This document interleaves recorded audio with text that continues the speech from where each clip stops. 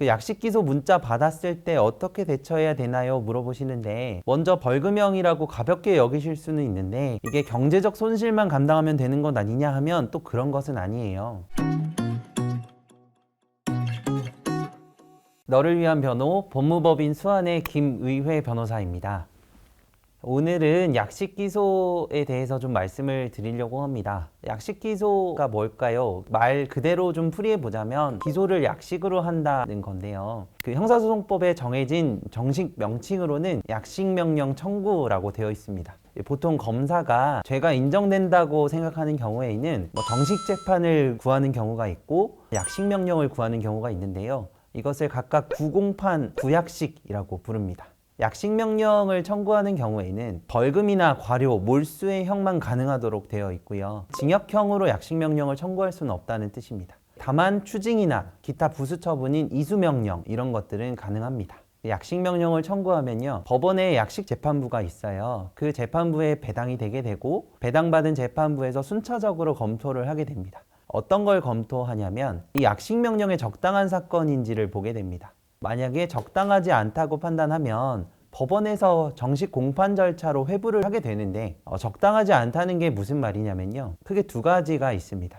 첫 번째로 양형이 적정하지 않은 경우가 있는데요. 아니 이건 징역형에 실형을 해도 모자랄 사안인데 벌금으로 약식을 한 건가? 라는 경우가 있을 수 있겠죠. 두 번째로는 무죄가 의심되는 경우가 있을 수 있어요. 이거는 명백히 무죄잖아 라는 판단이 드는 케이스가 있고, 이거는 무죄 같은데 조금 더 공판을 한번 진행해 봐야겠는데 이런 케이스가 있을 수 있겠죠. 약식 기소가 되면요, 먼저 검찰청에서 문자가 오는데요. 그러면 어떻게 해야 되냐고 물어보시는 분들이 많은데 당장은 아무것도 하지 않으셔도 됩니다. 법원의 검토 절차가 남아있기 때문인데요. 이게 얼마나 걸리냐 하면 보통 빠르면 한 달, 늦어도 3달 정도면 됩니다. 이 검토가 끝나면 법원에서 약식명령문이라는 거를 송달을 해줘요. 송달받은 때로부터 7일 이내에 정식 재판 청구를 하지 않으면 이 약식명령이 확정되고 더 이상 다툴 수가 없으니까 유의하셔야 됩니다. 만약 다투고자 하면 정식 재판을 청구하면 되고요. 유의하셔야 될 거는 과거에는 약식명령 벌금액보다 더 많은 벌금이 나올 수는 없었는데 지금은 가능합니다. 다만 형종 상향의 금지라고 해서 벌금형보다 중한 종류의 형인 징역형 등이 나올 수는 없습니다. 그 약식 기소 문자 받았을 때 어떻게 대처해야 되나요? 물어보시는데, 먼저 벌금형이라고 가볍게 여기실 수는 있는데 이게 경제적 손실만 감당하면 되는 것 아니냐 하면 또 그런 것은 아니에요. 약식 기소가 돼서 확정이 되면 전과 기록이 남는데 취업이나 승진 등의 불이익이 있을 수 있고요. 어떤 회사는 약식으로 벌금액만 받아도 당연히 퇴사되는 경우도 있습니다. 다음으로 부수처분이 가능하다고 말씀드렸는데요. 특히 성범죄의 경우에는 단순히 교육을 들어라, 이수명령 이런 것도 있지만 취업 제한 명령이 발령이 되기도 하고요. 약식 명령이 확정이 되면 일정한 기간 동안 매년 경찰서에 가서 신상 정보를 등록을 해야 되는 경우가 있습니다.